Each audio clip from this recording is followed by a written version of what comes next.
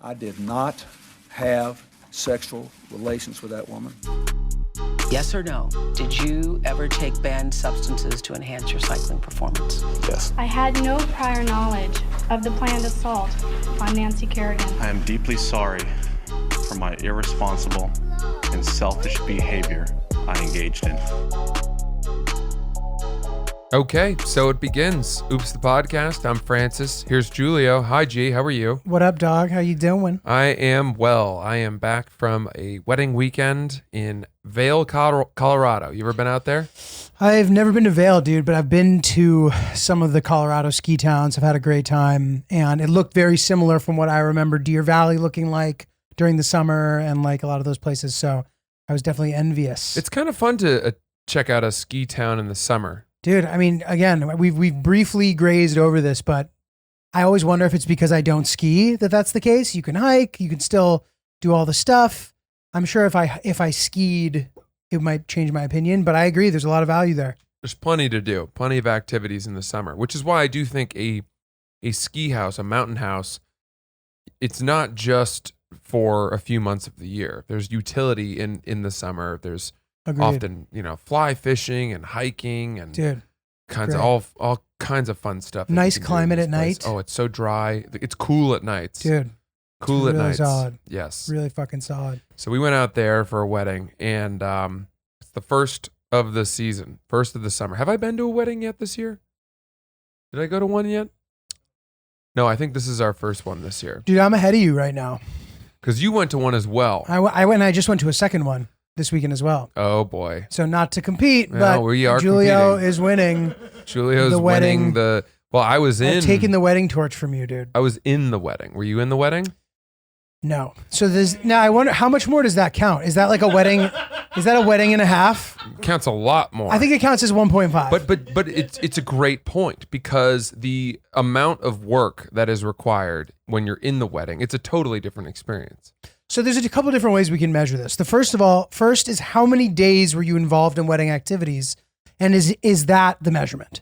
How many days of wedding have you done? Yeah. Or is it just that being involved in the wedding is worth more wedding? I.e., you scored 1.5 for this weekend, and I went to a wedding, but I was not in the wedding, therefore I only scored 1 point. Or what about this? If you go to a wedding for the entire weekend, it's 1.5. If you go for the whole weekend and you're in the wedding, it's worth 2. Therefore, we are tied. Hold on a second. Hold on. Well, this is a great question. Actually, Because I have another metric for Okay, it that we okay. need to consider, and that is when you have a date. Oh, And okay. okay, Fair. Yeah, that's fair. So That's fair. There's so much. I'm excited. This is good. I'm excited about where we Scoring are weddings. right now. Because I'm in the wedding. Obviously, I have my plus one, my girlfriend. She's not in the wedding. Oh, We didn't see each other at all. wow. Dude, this is For- starting to become like scoring gymnastics. 3 days, pretty much. We were. We might as well have been on opposite sides of the earth. That's crazy. That's crazy. I was given a schedule by a wedding planner who was very organized and very on top of things. That's good. And I had places to be, outfits to wear, pictures to take, hair to be done, bow ties to be tied. I had an absolute agenda, an itinerary of where I needed to be and when. And my girlfriend was just left to her own devices. Well, didn't she have a full? She was not in the wedding. Gotcha. She was So not in the kinda wedding. just doing her own thing. And I got to tell you, with that said, women still do have a lot for weddings. I mean, she still had to get her hair blown out. Yeah. I think she had some makeup done, and obviously has to be at the ceremony at a certain time. There's still plenty of kind of waiting around. Just But- not as much as you. Dude, I got to tell you, man. The itinerary, I saw the itinerary for the bridesmaids. What women have to do when they are in a wedding versus what the men have to do is night and day. Yeah. Crazy. The commitment, what is required of women in the wedding is crazy. Their day on Saturday, the day of the wedding, started at 8 a.m. Jesus. Our day started This is at, after a night. You had rehearsal dinner on Friday, right? that's right. Jesus. Our day on Saturday started at like 11:30, Yeah. which was just a loose lunch that we didn't have to be dressed for. Mhm. And even that lunch was kind of like, we didn't even really need to go. Looking back, Right. it was just sandwiches. And then we finished lunch around, I don't know, 12:30. And then we didn't have to be in our tuxedos until 1:30, but we didn't even have to have our bow ties tied at that point. Mm. They don't want you to tie your bow ties. They want you to gather. It's the cherry on top. They want you to gather in a place with all the groomsmen to start tying your bow ties. And then those are the classic pictures. As Right. it's right. always, they want us to get pictures of guys tying each other's bow ties. And you're only imagining what's being said from the friend of the groom, like, "Hey, man, I hope we still get to spend this much time together moving forward." yeah. Some like sentimental moment. It's this one staged intimacy Yeah. between men. Because men, I think Giannis Pappas, by the way, does a bit about this where he's like, men don't just go around tying each other's bow ties. Right. And they're always fiddling with it, straightening it and doing all that. Can you tie a bow tie? Not well. Yeah. I know that you can. Well, I'd say not well either, but I can do my own. And then if forced, I could do someone else's. Gotcha. But it usually takes me a couple goes. It's interesting how that's a different thing. Much harder. Remind me to tell you my bow tie story when we're done with this part of the conversation. Okay. So we have some good momentum. I'll here. try, but I got a lot on my mind. I'll remember it. I'll remember Okay. So what women have to, I mean, it's just crazy. It's just crazy. But that said, where were we? Why were we talking about this? how much more women have to do than men for the wedding. But we were Yeah. also talking about scoring. Okay. So scoring. Weddings. So being in the wedding versus Agreed. just being a guest of the wedding. It's worth more. Friday, I had golf. I had the rehearsal dinner where I performed a song, a roast. You have no idea how nervous I was for this song, by the way. I'm sure you were. Do you have any idea why I was nervous? Because everybody at the wedding went to Harvard and they all have really high expectations of everything. No. Because, dude, in my mind, I'm thinking if I'm at my friend's wedding, it's so much easier to do well for the song. So Yeah, what- this is my friend. I know. So what made you so nervous? I get in trouble all the time. Gotcha. And I had a roast. Gotcha. And the premise of the roast, I'll just tell you now, was that I stood up. I was the last person to go at the rehearsal dinner. They had intentionally done it that way because they did not want anyone to have to follow me, either because I was going to do so well that it would suck to follow me, or I was going to ruin the evening and they wanted everyone out the door as fast as possible. Was it discussed that that was a possibility? Yes. And that is exactly what I was afraid of. And I was that's afraid of it before they even told me that. And dude, then you got a whole week. You got to be at that wedding the next day with everybody there. Yeah. Brutal. I Anyway. have, as a comedian, you hire me to speak or perform at your wedding. I got one speed. You know what you're getting, right? Go time. You can't really ask me if I'm someone whose trade is to hammer circus tent posts into the ground, then you wouldn't hire me to sew a needlepoint thank you card. Correct? I don't know how good of a comparison that is. I know the point you're trying to make, though. Those are just completely different skills. If I'm a metal drummer, you're not hiring me to play the harp at your wedding. I don't Want to know. give it a shot? You want to? I don't know if I can do it better than you, but okay. If you are hiring somebody to do a roast at your wedding, you're not going to hire them to tell a poem at the wedding. Okay, That wasn't that good it's either. fine. It's fine. People get the idea. People get the idea. You ask for the bull, you're going to get the horns. Yes. And fair. I wrote this roast song, and because they had said we have the piano at the house ready to go, so they basically led me to it, the trough, and I wrote this song over the course of a week or two, but I didn't really practice it with a piano that much. So first of all, I was nervous because I didn't feel that prepared. Gotcha. But the lyrics were good. The jokes were there. Mhm. The premise of the song, I go last. I stand up. Everyone looks at me and I say, I have something prepared. My friend, and I named him, the groom, wrote this as a love song and a thank you to the bride. So that was the bit. I said, yes, keep in mind, That's funny. he wrote this. These are his words. It's very important that you remember that he wrote this. And I sat down and I said, dear bride's name, tomorrow is our wedding day. I thought I'd take this time to say a few of the things I love about you, babe. I love this, I love that, yada, yada. Names a couple normal things. But the part of you I like the best, the part that makes me most impressed, the part of you I like the best is me. And then it turns into this very narcissistic rant about himself. And all of the things that are great about him through his own eyes. That's really clever, dude. And they were very specific jokes. I mean, it was really good. And whatever, I'm saying that obviously, but I had really worked hard on the lyrics, and things as subtle as like how good he is at explaining cryptocurrency to other people. Did you tell them that this was going to be your angle, or did you surprise them? But That's fun. as it approached, I got more and more nervous. And one of the reasons was a big portion of this song was me saying, comparing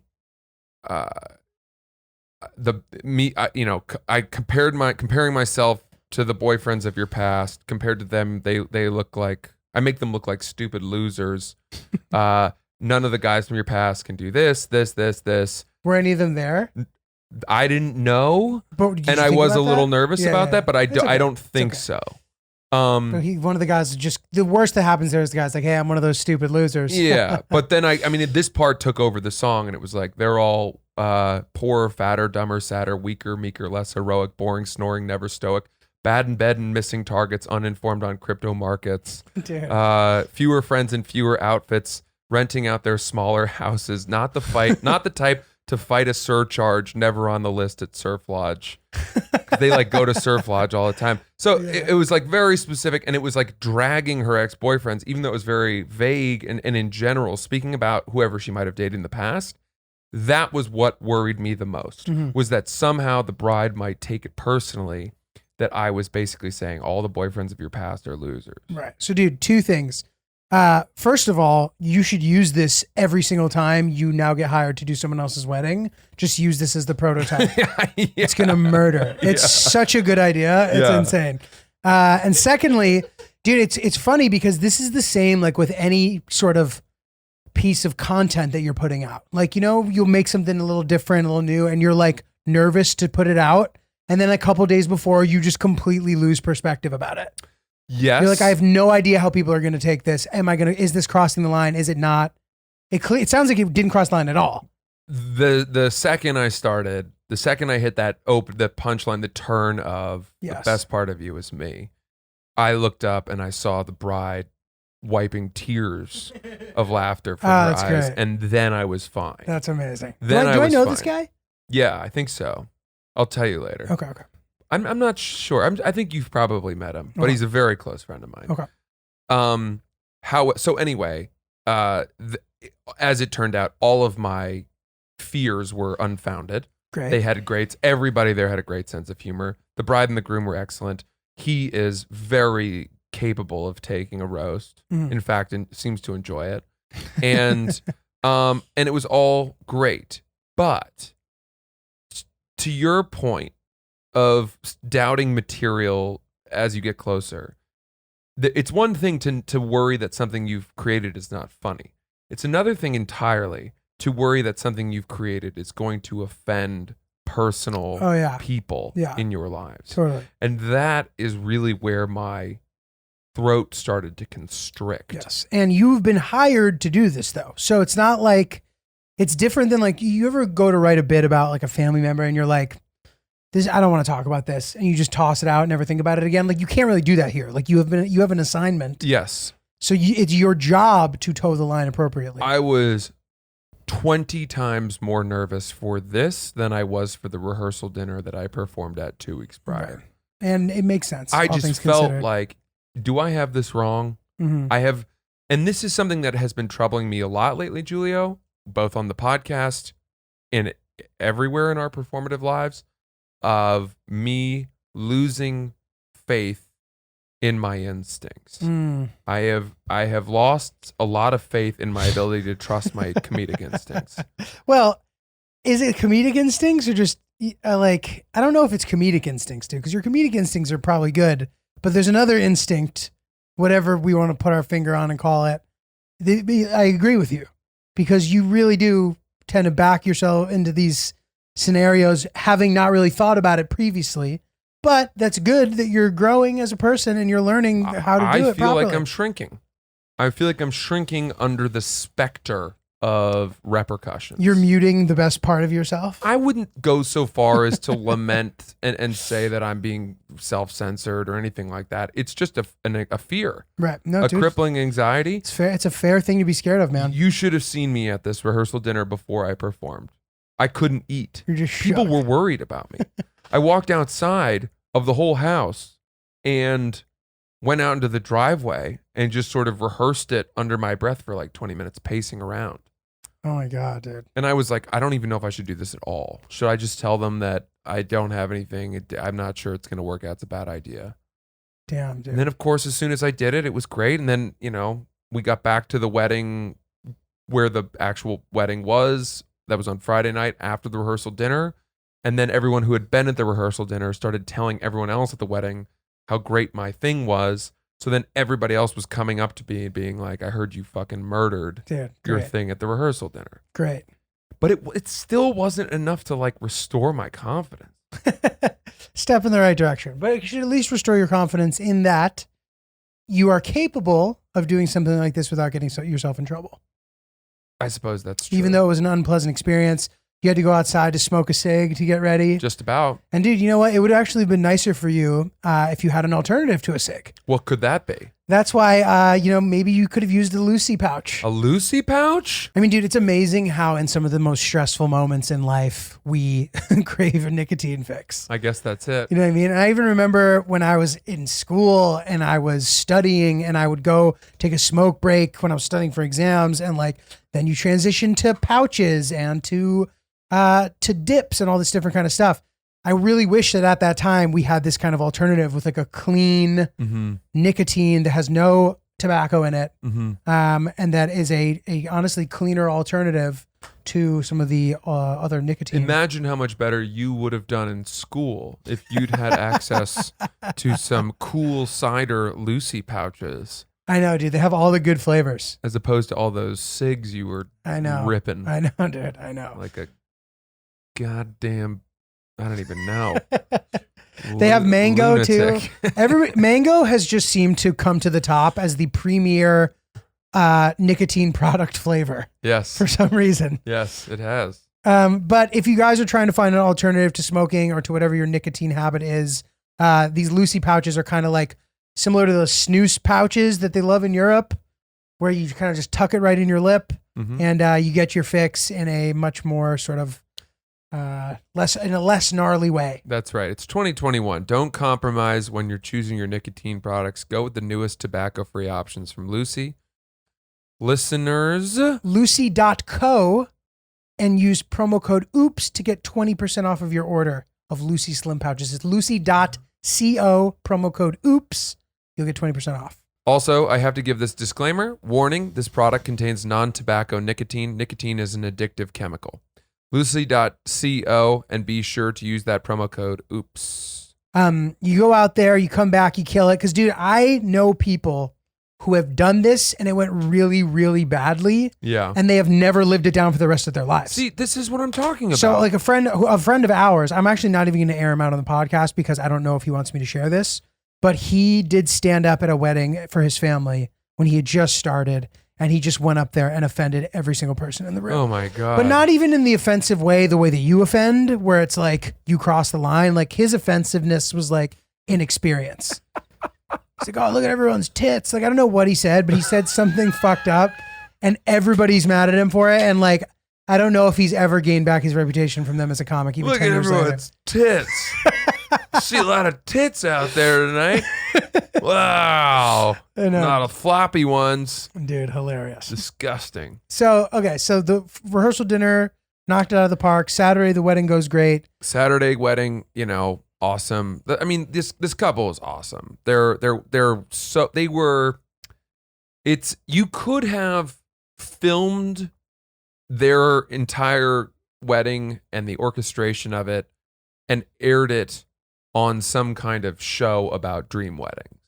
Right. Like, they're that beautiful. Right. The wedding was that beautiful. It's like two people who were not just created for each other, but created to have a wedding together Gotcha. that they planned. Gotcha. And they killed it. I mean, it was unbelievable.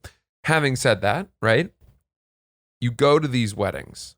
You went to your wedding with Hill Dog, and I want to get to that. Mhm. But I go to this wedding with my girlfriend, and you cannot help but feel as if you are sort of window shopping for your own impending wedding someday. Interesting. And it's a little bit of a tease, or a tough thing, because they're I don't know that we would be able to afford a wedding like this, or that this is the type of wedding I would have for myself. Mm-hmm. And what woman goes to this wedding and wouldn't want to have the wedding that they're having? You know what I mean? So it's hard. Imagine, it's a little bit like when we go house hunting, and we were going to those, $3 million Insane. homes and apartments, and like just torturing ourselves, even though we thought it was fun, because it's right there in your face, every aspect of it. And you're like, God, Well, I mean, dude, I'm sure that whatever wedding you guys end up having will be great, and you'll have a great time. Well, I guess my point is, do you think we might have enjoyed this wedding if we were already married? Do you think we would have enjoyed it more? Oh, I don't know. I think so. Really? I think it takes some of the pressure the off. edge off of, yeah, I guess especially in the stage that you guys are in, where it's like, it's around, it's somewhere. Yeah. You know what I mean? I think once you're married, it is more fun to go to weddings of friends. Interesting.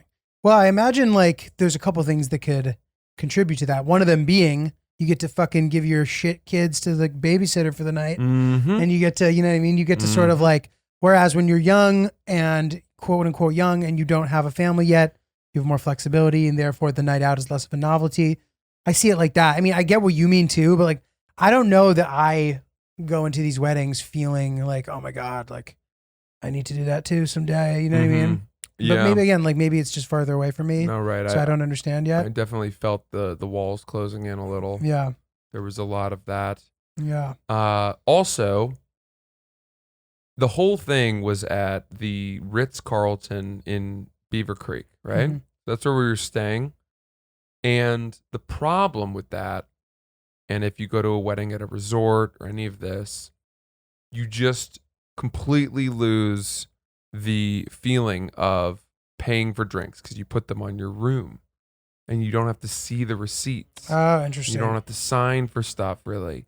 And it's not handing over a credit card or cash. Such a dangerous game. And dude. you're just all day. People are drinking. People are having all your meals at the hotel. And by the time you're checking out, our bill, I had an additional $1,000 Yeah, dude. in 3 days. Dude, not and like not to be that fucking gauche guy, but when I'm in that kind of situation, at the beginning of before the drinks and everything start getting ordered, when no one is looking, I ask how much things cost. That's smart though. Because cocktails are like $20 at the There's bar at the Ritz. so much, dude. I gotta read for you some of these random charges and taxes, because this was appalling to me. Dude, it really is a crazy thing, and you got to be careful. Okay, so I've got my receipt here. This is what I was hit with on my way out the door on Sunday, knowing that I had to drive 2.5 hours to Denver and then get on a cross-country flight to get home at like 11:45 midnight. So How'd you feel Monday morning? Well, I was already pretty anxious. This is on Sunday, right? Yeah. And so you're saying once we finally got home and woke up on Monday? Right. While you pull up the charges, did you feel all right on Monday? No. I was shaking Wrecked. from alcohol withdrawal and exhaustion. Yes. I did a 20-minute Peloton yesterday. It was one of my worst performances I've ever had. All right, so you ready for this? Sure. So there's all kinds of nonsense. There's a prepaid deposit, an incidental credit, all of that, right? Mhm. But then you go past your like liquor charges, right, at these different bars. And accompanying those liquor charges are civic assessment tax. That was $17.85. Resort fee? State tax, which was $8.67. Eagle County tax, that was $4.49. Bachelor Gulch Metro District tax, $15. A Bachelor Gulch. And a resort fee of $15. So all of that. It's $100 right What there. the fuck? How many different subdivisions? Who drew the map of this Dude, place? The planet of Mars. Where are these goddamn observation taxes going? That's For crazy. a couple spicy margaritas? Dude, Get out of my face. brutal. Oh my God. And that happened every goddamn day. Yeah. The Bachelor Gulch Metro District tax?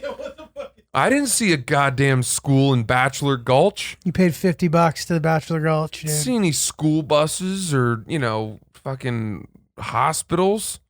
Maybe they have hospitals, but I don't know. Anyway, dude, so that's the deal. We had a wonderful time. It was very, very expensive.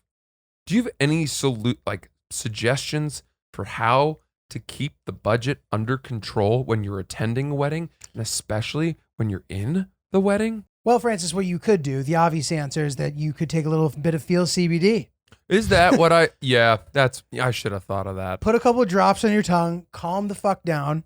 You won't be as stressed out about the fact that the indoor bar is making significantly better drinks. That's right. You'll stay outside, you'll save some cash, and you'll feel really good in the process. It's premium CBD delivered directly to your doorstep. Feels naturally helps reduce stress, anxiety, pain, and sleeplessness.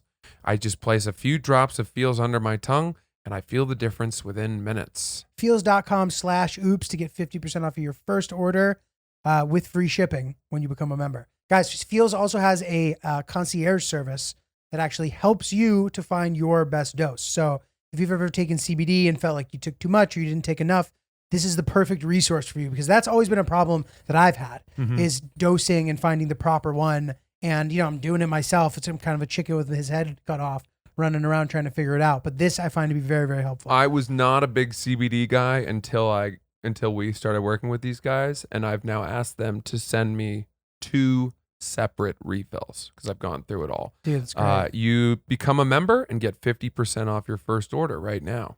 Feels.com/oops. That is feels.com/oops to get 50% off your first order with free shipping. Do you have any suggestions for how to keep the budget under control when you're attending a wedding, and especially when you're in the wedding? You have to pay what you have to pay, right?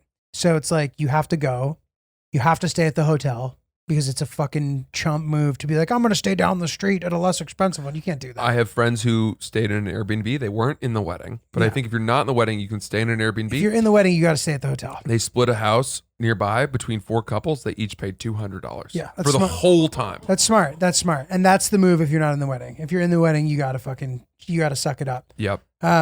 I had a similar thing happen where I was in a wedding and we just sucked it up and stayed at the hotel. It was so expensive, but it's the most I've ever spent on a hotel. You know what I mean? It's nuts. Anyway, but dude, the place where you fucked yourself, and again, maybe you don't want to avoid this because this is fun, but drinks at the bar and stuff when you're at a wedding. I mean, the beauty of a wedding is usually that you don't have to pay for anything once you've paid for everything, you don't pay for anything. Yeah. But the fact that you were, at, like you said, at a ski resort and all that stuff, there's just a lot of opportunities to hey, let's meet at the bar. Mm-hmm. And very quickly you can rack up a $250 tab in 20 minutes. No question. So in my opinion, that is where you have to try to cut back on the extra expenses. Here's another thing that was really tough. They had an indoor bar in the hotel, and then right out the doors, there was the outdoor bar.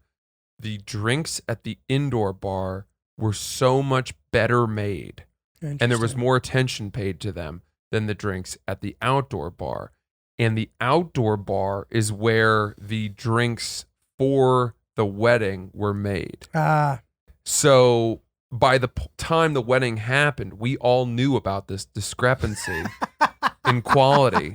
And so people were still opting to go inside and pay for drinks. Oh, dude. Then as opposed to sort of just grabbing stuff at the outside bar. And Dude. part of the problem in that was that I had gotten to know some of the bartenders at the indoor bar. And I even went in and told them, I was like, hey, do you guys know that the drinks in here are a lot better? And he goes, I would say 80% of our guests tell us that. So then he and I had this sort of bonding moment. Oh, nice. And because I had acknowledged it to him in a very professional way, whenever I arrived at the indoor bar, he would immediately come over to me, no matter if there were other people waiting quicker. So I felt like I had some kind of loyalty friendship with this bartender, which had me going inside for more reason. Do you ever get that? You're like, that bartender's my guy. Yes, it's I want him to like me. What a great thing that is. It's not. No, it is, dude. It's never been a thing for me where I like go to my regular spots and people know me. I like mix it up. So when I do have that, it's such a nice feeling. Okay, but this is my point. It led to me buying more shit, paying for drinks when some of them were offered for free or tipping him more. Or whatever. Yeah. Now, for the most part, when the wedding was happening, we did have the free drinks. Of course. Yeah. Dude, that's so funny. But like at one point, we all went inside and decided to have espresso martinis to like get a second wind. And those were not offered at the outdoor bar, so you had to pay for those. Right. And I like got around. I got one for me and my girlfriend, and then someone else was like, "Hey, I'd love one of those." Next thing you know, I got like 7 espresso martinis. Dude, Jesus. Like $185. Dude, oh God. People aren't Venmoing you for that, you know? Dude. Yeah, no shot. You can't really say no. No, dude. They're like, we'll get you next one. And nobody got me the next one. Nobody gets you shit. Yeah. Yeah. That's where you got to be the guy who says, I'll get you the next one. Planning to be that guy makes you a piece of shit. Dude, whatever. You took an L. Sometimes you get to just take the fucking L. It was such a fun wedding. Such a wonderful couple. I guess I just am wondering if there is a way somehow to do weddings and be a good participant and be in the mix without having to spend what everyone else is because spending. Usually the wedding isn't taking place at a hotel over a weekend. Usually it's like in some other, every time you're doing anything for the wedding, you're congregating in a place where you don't have to pay for stuff. That is usually the case, I feel. Am I wrong about that? 2 of the next 3 weddings that I'm going to are at hotels, and one of them's at a Ritz. Did I tell you I got asked to officiate our friend Bill's wedding? No, that's amazing. Yeah. So, and theirs is where? That's in Puerto Rico. Jesus. And then there's the one, and then you're going to the one in Italy too. Yeah. Holy shit. So now, back to wedding scoring, I have to think that you get bumped up a couple points if you're traveling internationally. Yeah. Italy. Puerto Rico being a Commonwealth, I believe. That is also counts as a couple extra points. Yeah, dude, like I said before, this is like Olympic scoring. And if you get asked to officiate a wedding, that is a huge booster. That's like a 4-pointer right there. The difficulty on Francis's routine this weekend is just very high. As long as he executes reasonably well, he's going to be on the podium. Do you think that being asked to give a best man speech or being asked to officiate the wedding is a higher honor? Wow. Or let's say there's more. The stakes are higher. So I think that the stakes are higher for the speech, but it's which one? The best man speech. More of a that's more pressure, but I think officiating is a bigger honor. Because that means you share some significance to the couple. Yeah. Whereas with the best man speech, you could just be doing inside jokes the whole time. Yeah. And that could be it. So with the officiating though, and I've officiated, not only did I officiate, I did it with like 40 comedians there, and most of them have better careers than me. So that is stressful. Because you don't want to be funny. You don't want to be the funny guy. Because if you try too hard to be funny, they're like, oh, what a fucking hack. Mm-hmm. And then you never live that down. That's tough. So I may be wrong about this, but I think that I towed the balance well, where I was more sincere than I was funny, but still had a couple good lines in there. Good. Different for you. I know this couple that you're talking about. They're wonderful. And I think it's gonna be much easier than having to do a song for a best man speech. Got it. I do too. I think that when you're officiating, you can stick to more of a script. I mean, the most important part of the whole speech is lines that you're given by a book. Totally. The totally. whole like, do you take this person? All that. So, dude, we actually have an email about this. Okay, but before we get to that, I want to do an impression for you, and I want to see if you can guess who this is. Okay. Ready? Here's my impression, and then I want to see if you can guess who this is. Who's that? Who? It's everybody at the wedding laughing at the worst corny jokes from the best man or the maid of honor speech. Dude, I was so afraid that you were going to be like, that's you when you laugh because you just want to read an email. No, it's not you. Dude, everybody at a wedding has a fake laugh that they issue when the officiant or the best man or the father of the bride or the maid of honor tries to tell a joke in their speech. Yeah. It's a laugh that is not, the joke's not funny. It's always like, the first time I met so-and-so, I remember thinking, I don't like them very much. But as time wore on, I saw that they were pretty nice. Right. Something like that. Well, dude, this is why I find that It's a ripple. the maid of honor speech, in my opinion, is almost always better than the best man speech. The best man speech can be knocked out of the park. I've seen it been done. But a lot of the time what happens in the best man speech is the guy's either too nervous and he's like looking down at the paper. The wedding that I just went, they actually had 2 best man speeches or something. Wow. And the first guy, first of all, you couldn't even hear him because the acoustics were fucked up. Oh boy. I saw a guy in an iPad trying to fix it and like, you just couldn't hear it. And this guy kept doing this, bro. He kept raising the roof and like holding the paper in one hand. He just kept doing that. To tell people to raise the volume? To get people hyped. Oh God. And it was just kind of awkward. But the other thing that I see that is terrible is that best man takes the mic and he starts walking around the floor trying to show you he's going to be confident. Yeah. And that's the guy who always has the worst jokes. Yeah. And is terrible. You know what I mean? The best man at this wedding gave one of the best man speeches I've ever heard. Really? It was short, made everyone cry, Yeah. and was funny. Dude, there it is. Hit for the cycle. There it is. It was unbelievable. There it is. His timing, he was sincere, he was earnest, confident, measured. There was one line that instantly just created waterworks among all the women and, really kind of stole the show a little bit. It's a beautiful thing to watch. Yeah. I saw the wedding that I officiated, the best man gave an incredible speech. He was sincerely funny. He didn't try to be someone he wasn't. And dude, there was not a dry eye or a dry vagina in that room. Wow. Everybody was fucking... Love the wetness. Just wanted it. Yeah, that's great. He murdered it. But dude, you're right. It's a beautiful thing to... Okay, tell me about this email. Francis, it's so funny that you asked that question because I was reading an email that we received earlier today, and it literally is titled, Ever Officiated a Wedding? ? Oh, how about that? So I think that this will be great. Which fun. Okay, here we go. Relatively new listener here, although I've been listening for long enough to understand that garbage man ticket guy callback on today's episode, which felt great. Julio, I feel a bit of a serendipitous connection with you because I grew up in Middletown, Connecticut. Oh, nice. All right, enough of this shit. Let's get to it. What do you say? Okay. On to the main topic. Francis, considering your newfound calling as a wedding speaker, I thought you might have some good insight for me. And little does he know, as a wedding officiant as well. I've been asked to officiate a wedding this fall for some college friends who have been together, and 2 of my best friends since we met. They gave me one instruction: keep any old stories from the college days family appropriate. For some context, bride's family is pretty religious, groom's family pretty much not at all, and the couple does not practice any religion as far as I know. They're technically already married, the old COVID City Hall ceremony. So all the legal ramifications have been taken off of my plate, although most of the conventional parts of the wedding ceremony, like declaration of intent and proclamation, will still remain. The wedding will be outdoors at a summer campground. It seems so far that the couple wants the main events to lean more towards reception, outdoor activities, so we're looking at a pretty short ceremony. Now, I've been in wedding parties before and have given a couple toasts, but I'm definitely feeling a bit of extra weight on this one. I understand that it doesn't have to be the best thing ever written, and nobody really remembers the ceremony of a wedding anyway, but I really want to cultivate an authentic and memorable experience. These are good thoughts. And choosing to be complacent in this type of situation just bums me out.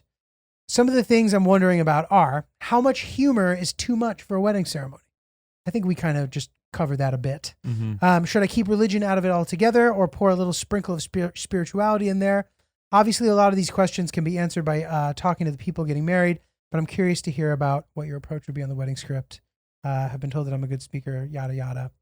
What do you guys think? Yeah. So my first thought is that you've got to consult the bride and groom because either they're going to have very strong opinions or they're not, but you need to know that one way or another. And if they have a strong opinion about how they want the wedding speech to go or whatever it is that you're doing, you sort of need to adhere to that, right? Because the more that you go off on your own, the higher the risk that you're going to do something they don't like. Totally. And then if you are left to your own devices and they say, well, do what we trust you, yada, yada. I think as the officiant, you are not the performer. You're not you're not like the best man in that you are standing up there with two people who are the people who deserve the attention. Right. You are a conduit, a mouthpiece for this binding of those two souls. They are the ones who are the stars of this whole ceremony. Right. Just because you're talking does not mean that you're the star. Right. So, you've got to get your points across. You got to do your thing. Couple laughs here and there. I would start with a joke. Maybe, the joke you always hear at the end. Every officiant makes the same joke. They always make the same joke. I think I made this joke too. They say, by the power invested in me, by the Universal Life Church. Yeah, in officiate.com. That's a winner. That has crushed every time I've done it. Gets a laugh every time. Murders. I'd say as far as spirituality goes, you shouldn't go further than that. Yeah. There's no point in like you said, they don't practice any religion. You don't need to decide to be religious. Right. That's an insane move. Yeah. If all of a sudden, especially you're not even a priest, dude. If you're not religious yourself, that would be weird. That's like the prison experiment.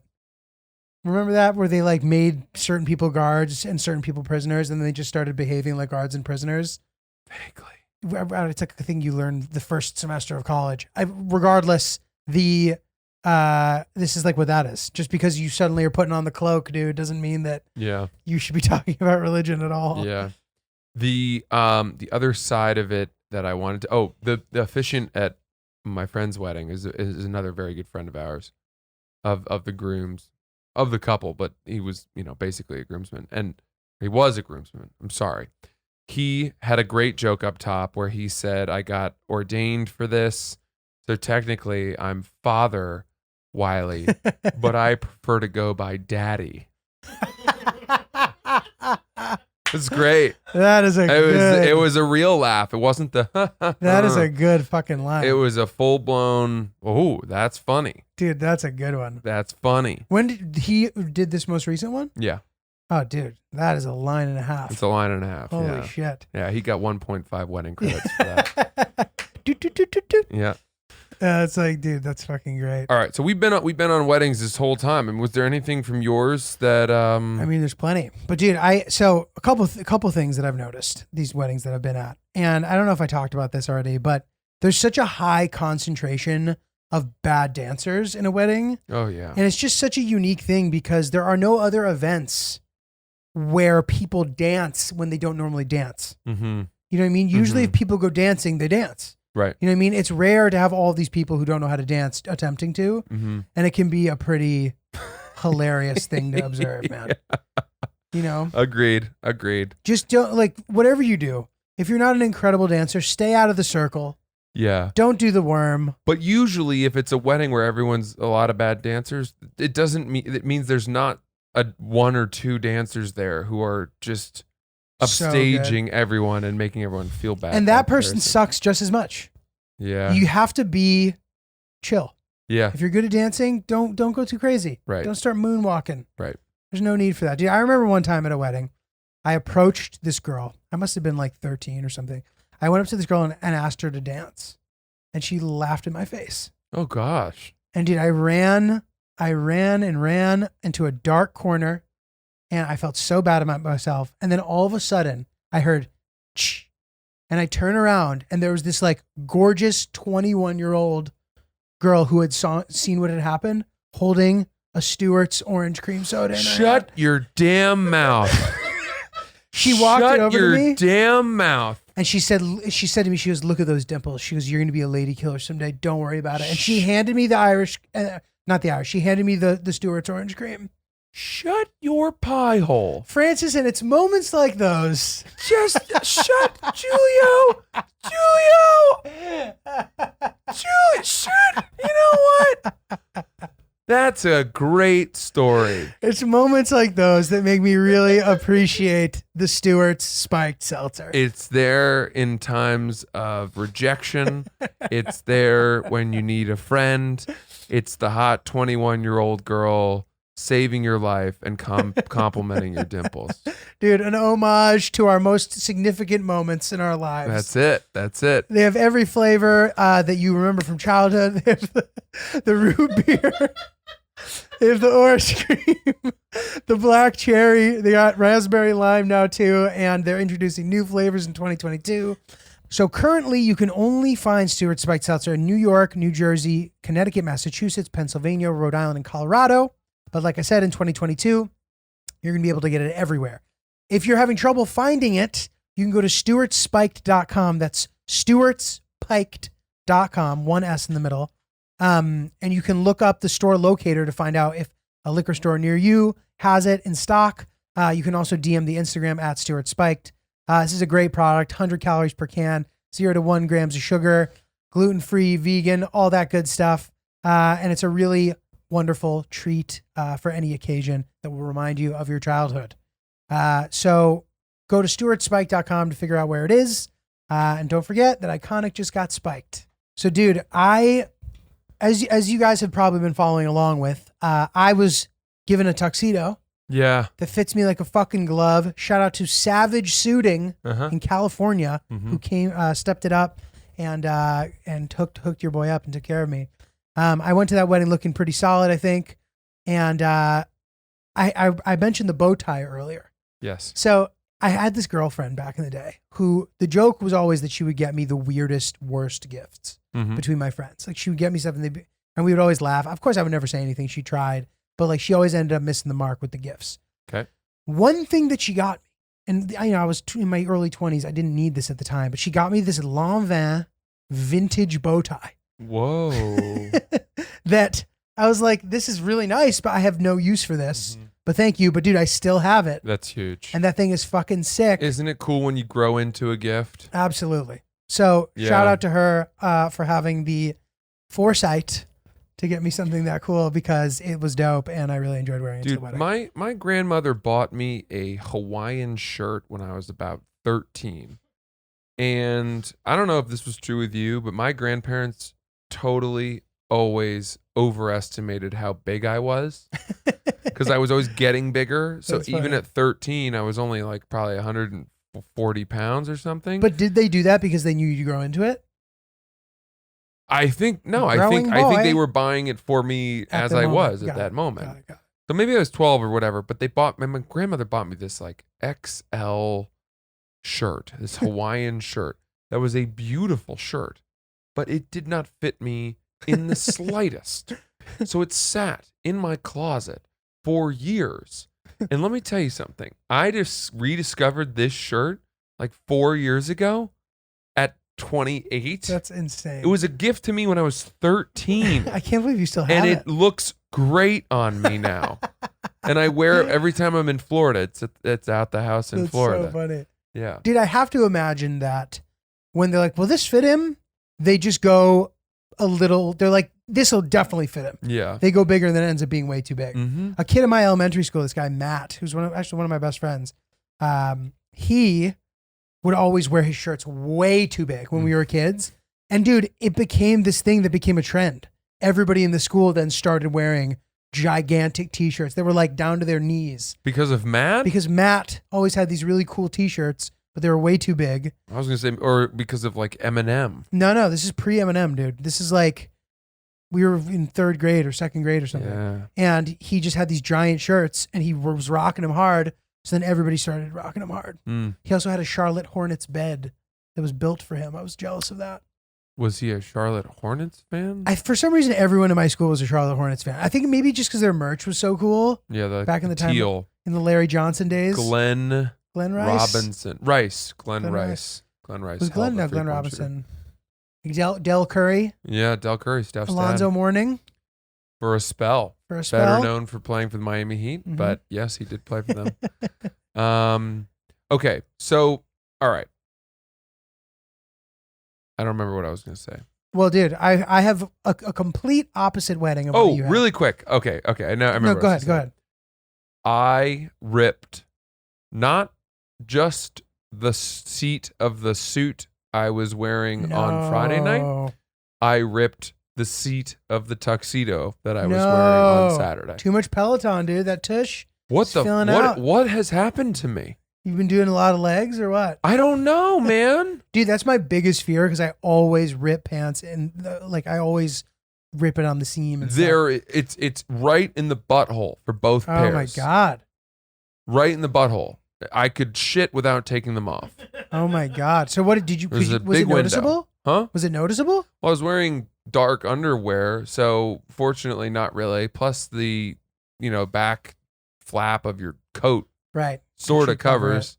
It didn't really matter. But these are expensive. I know. That Things. sucks. That sucks. So I don't know if I can sew it and have it fixed or if I got to toss these. You got to try. You got to I've only try. worn this tux like 4 or 5 times. You should be able to get it altered. You should try. Yeah.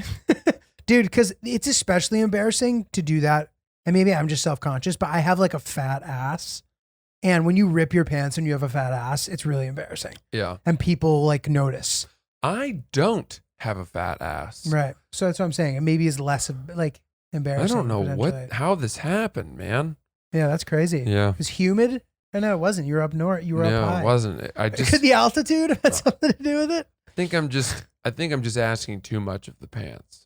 But you said you've only worn them once or twice. I know, but I think I'm moving around a Yeah. lot. I'm sitting up and down a lot. I'm standing. I'm doing all kinds of goofy shit. Sprinting to the indoor bar. Yeah, exactly. Hold on, I need to spend $500. You know one thing that I did that was cool at the wedding? What? I tornadoed a Corona beer on the dance floor. What's that? I don't even know what that It's is. when you whip it around and then you create a tornado inside the beer and then it chug it through that. Oh wow, that's crazy. You never seen that? No, it's like classy shotgunning. It's cool. It's so, a cool so you guy switched to move. beer at some point? You were going too hard? I was drinking tequila the vast majority of the night. Someone handed me a Corona. The groom handed me Corona. He's the master of that move. Oh, got and it. he knew that I've done it like once before successfully, and he wanted to put me on the spot. Got and it, I nailed got it, and it, everyone got it. went nuts. Dude, I love it. Yeah. I love it. They didn't play Shout. Dude, so funny.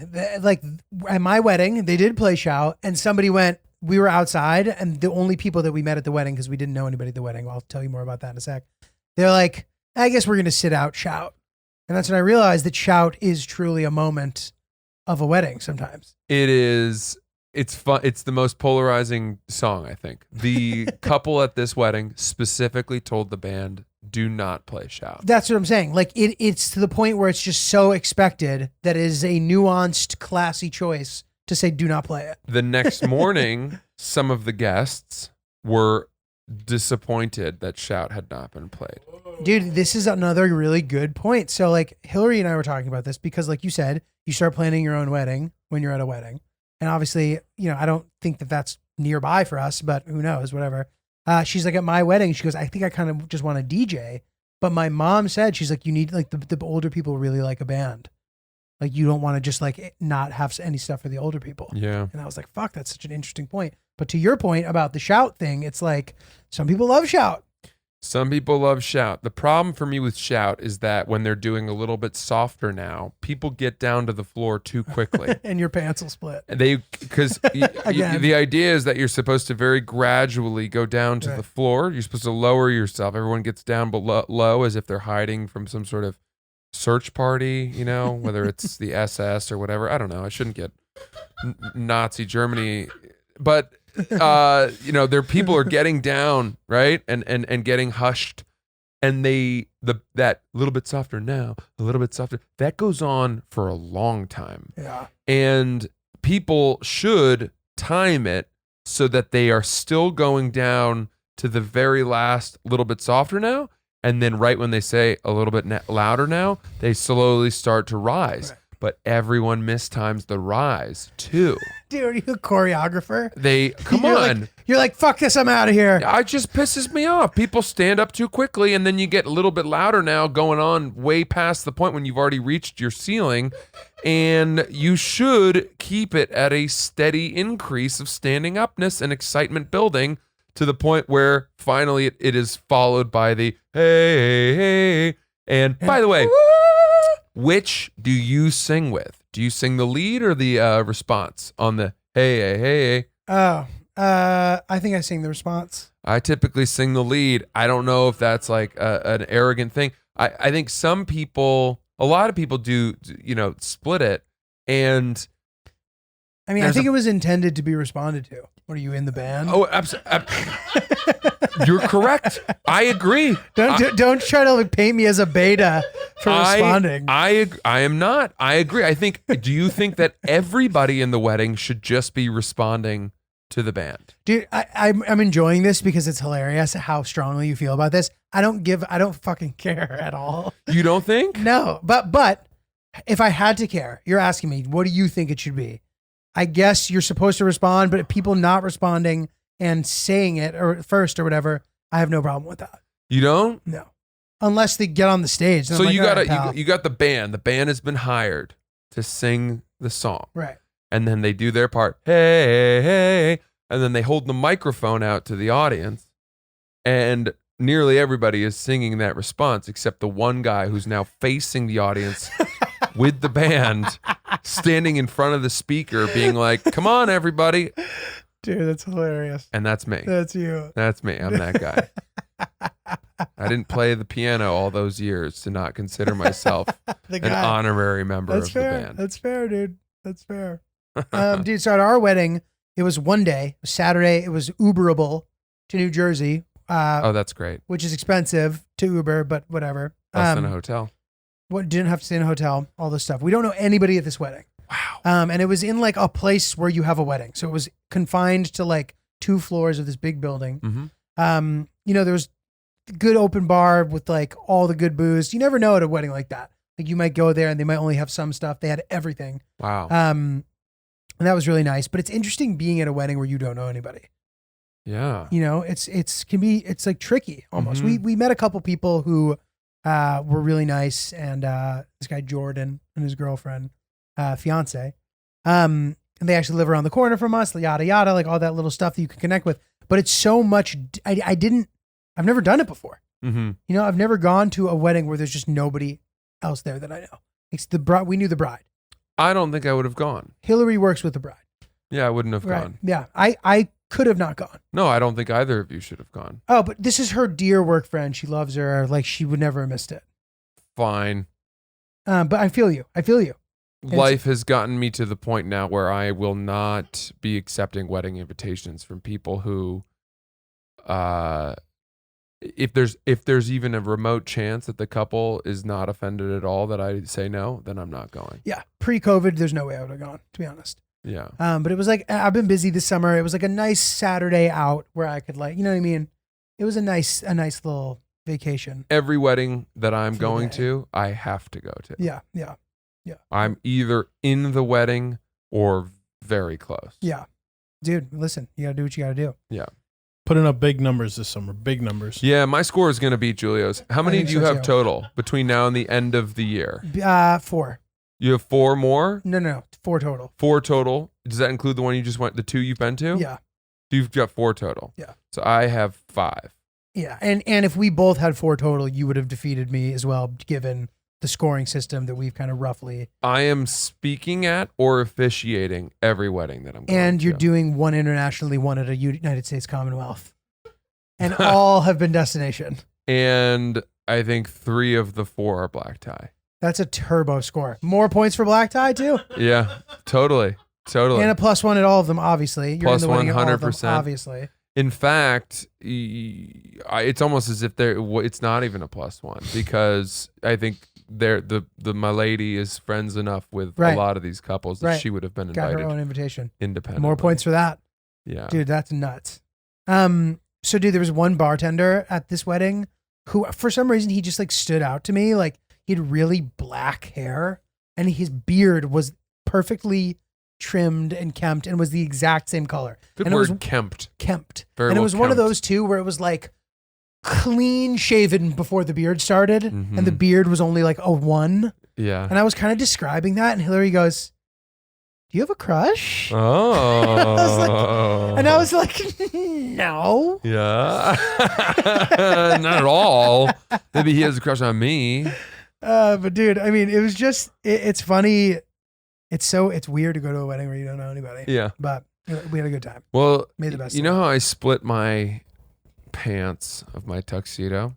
Yes. You know what would not have split? What? My goddamn bird dogs. Wouldn't have split those bird dogs. Sing it. That fabric is stretchy, comfortable, and it's true. It does not break or tear. It's well made. Those bird dogs pants, the bird dog shorts, The best. telling you, if only they made a tuxedo, I would wear that to every wedding. Send them a message, dude. But think about it. Like for your wedding weekend, you wake up Friday morning. Nice. You hit the fucking mountainside jacuzzi. Yep.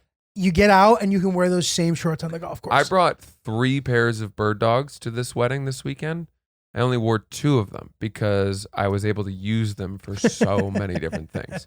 I did wear them to golf. I wore them to hike, and I wore them in the pool. You're absolutely right. Dude, it's amazing. They are the Swiss Army knife of clothing. I love my bird dogs. Go get yourself a pair right now. Use promo code OOPS, and you'll get something. We don't know what it is.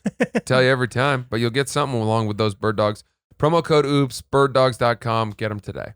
Okay, I got a question for you, Julio. This is a big question to end on. Okay. All right. So on the plane home, Mm-hmm. right? I'm sitting in the window seat. Mhm. Now, we are taxiing for takeoff. I like to be able to look out the window when we're taking off As do I. because I feel like if something's going to go wrong, based on what I learned from watching the movie Sully, the takeoff is the risky time. Yes. And I could be dead wrong about that, but it just feels that way to And me. dude, also it feels better for me. I like understanding the movement of the plane. Yeah. When I can look out the window, I understand why it's doing what it's doing. Yes. And if I'm going to die, I'd rather be staring at the land below me than the inner shade of some Totally. plane window. Totally. Okay. So I have the window open. My seat is kind of splitting windows. Okay. So I have the window in front of me, right, is full before the start of the next row.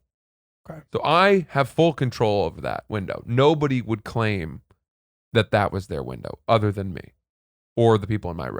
Gotcha. But the window behind me is kind of lined up Yeah. with my seat. Yes. Now, I was very careful to look at this. At least 75% of the window Was in your was in front of my Yeah. seat. If my seat is the dividing line, 75% of the window is in front, 25% belongs to the very extreme front of the row This behind is me. so good, dude. Everybody has had this thought. That window was shut. Yes. I opened it. Okay. The woman behind me shuts it. Like immediately after you opened it? Probably a minute. Oh my God. I start looking back because keep in mind now, this is right next to my head. Yeah. I look back at her and I look back at the window and I'm thinking, if I open it again, that's an act of war. It's on, yeah. That's a declaration. How old was this of lady? war. Probably late 40s, early Okay. 50s. Okay. So not so old that she's aged out of conflict. You can totally open that shit again if you want to do it. If you want to go there. Yeah. She's 75. You just let it rock. But I was more baffled by the audacity of her to shut it so quickly after I had opened it. My thought is that she was like had her glasses up and was looking at her phone and didn't even realize that you had opened it. Whatever it may be, classic Francis saying, who has sovereignty over that window shade? You absolutely have sovereignty over that window Even shade. though I have 2 windows, Is the other window she only has is the that other window one. 100% in your lane? 100%. Oh. So I think that you still have full jurisdiction over the window, technically. However, since you already have a window that you can see out of, it shouldn't be the end of the world if she wants to close it. I think you can give her that. But it's a good question. I just think that because it was so much more in my space than hers, that is still my window. I would agree. And also the fact that, like, sometimes, dude, you'll be in that situation and the only window is the 70% window. That could be the only window in your, in which case, what are you supposed to do? I agree. You know? Then it's mine, right? What, were you sitting first class? No. No? Coach? Yeah. That's crazy. Yeah. So I kept turning around and I kept looking at the window, which is It's a little aggressive, It's you know. a little it's, aggro. And then finally I did it enough times that she goes, I just shut it for takeoff. I was getting hot, but you can open it when we're up in the air. And then I said, okay, no problem. And solid. we were fine from there. That's actually really solid. It was an impressive peace offering An impressive act of on diplomacy. a very quickly escalating, soon to be, emergency landing viral video. Man gets dragged off plane for fist fighting woman over window shade access. So, Good stuff, bro. okay, cool. That's all. That's Oops the Podcast. Let us know if you've ever gotten into a fight with someone over the control of the window shade on your airplane. I'm Francis. He's Julio. Check out my Patreon. Check out his amazing travel series, Packlight's successor. Yes. On his Instagram, we are oopsthepodcast@gmail.com for any thoughts, concerns, questions, stories. And we shall see you on Thursday.